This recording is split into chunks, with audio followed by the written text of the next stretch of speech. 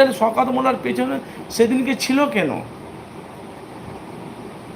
আর সেদিনকে রাত্রে আব্বাস সিদ্দিকির মাকে আর আব্বাস সিদ্দিকির বাপকে কাঁচা কাঁচা খিস্তি পেরেছে। ওরা মনে করেছে আইএসএফের উস্কানিতে হয়েছে। কেন? ওনাদের বস তো বলে দিয়েছে, ওনাদের বস শওকত মোল্লা তো বলে দিয়েছে এই আইএসএফের উস্কানিতে ছাড়া কেউ মার্ডার করতে পারে না। তো সেটাই নিয়ে আপনাদের কাছে এসেছি আমি, সম্পূর্ণ আপনাদের কাছে বাস্তবটা তুলে ধরব।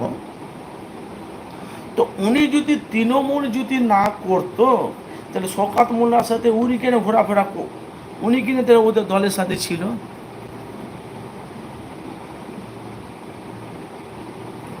তার সাথে সাথে দেখলাম যে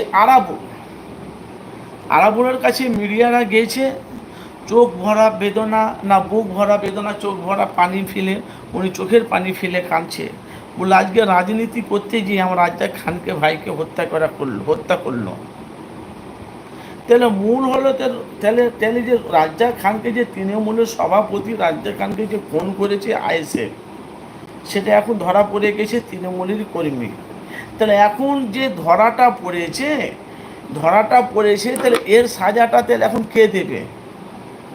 এখনও তো বলছে শওকত মোল্লা বলছে এটা সব নওশাদের উস্কানিত হয়েছে, আগামী দিনে সবই তথ্য বেরিয়ে আসবে। তথ্য তো বেরিয়ে গেছে তৃণমূলের।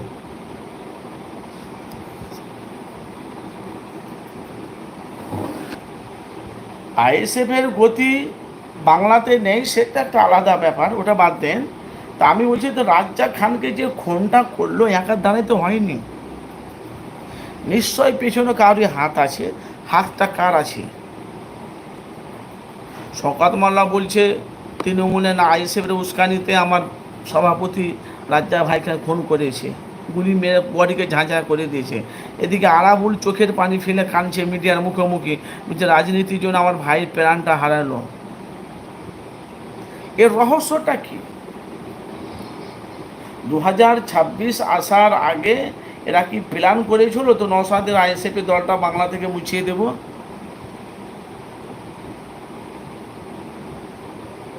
না নওশাদকে অ্যারেস্ট করার জন্য এই চক্রান্ত চলেছিল?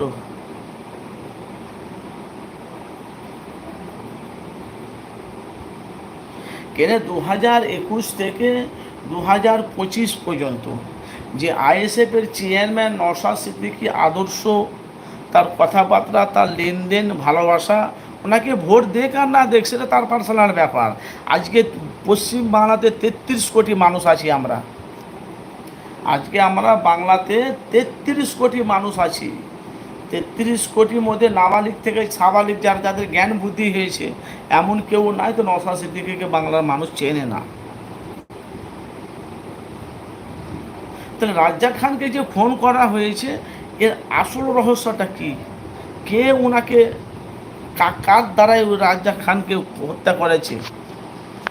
শওকত মোল্লা বলছে আইএসএফের নওশাদের উস্কানিতে রাজ্জাক খান আমার ভাই তৃণমূলের সভাপতিকে হত্যা করেছে। এদিকে আরাবুল বলছে আর রাজনীতির জন্য আমার ভাইয়ের প্রাণটা হারিয়ে গেল। আর বউ মানে রাজ্জাক খানের ওয়াইফ, তার মানে তার বিবি, তার মানে বউ, ওনার স্ত্রী বলছে আমার ছোট ছোট বাচ্চা, এদের দেখাশোনা কে করবে? এদের নিয়ে আমি কী করে সংসার চালাবো? তো যে আমার স্বামীকে খুন করেছে, যে আমার স্বামীকে হত্যা করেছে, আমি রিকোয়েস্ট করি তাকে যেন খুনের বদলে তাকে খুন করা হয়, যেভাবে আমার স্বামীকে মার্ডার করেছে। ভালো করে বুঝবে। এর আগে আমরা দেখেছি সোশ্যাল মিডিয়ায় যে নওশাদ সিদ্দিকীর মাকে আর বাপকে কাঁচা কাঁচা খিস্তি পেরেছে, সেদিনকে তার নামটা কী যেন আমার মনে আসছে না, যাই হোক লাইভ দেখলে পাওয়া যাবে ভিডিওতে। তো জেনে উনি কিন্তু জানতো করা, তো আইএসএফের কর্মীরা হত্যা করানি আর নওশাদের উস্কানিতে হত্যা করেনি। এরা সোশ্যাল মিডিয়ায় ভাইরাল হওয়ার জন্য যত ষড়যন্ত্র এরা করেছিল। ভাই আমি কিন্তু কাউকে সাপোর্ট করি না, আমি আইএসএফকেও সাপোর্ট করি না, আমি তৃণমূল, আমি সত্যটা মানুষের কাছে তুলে ধরেছি।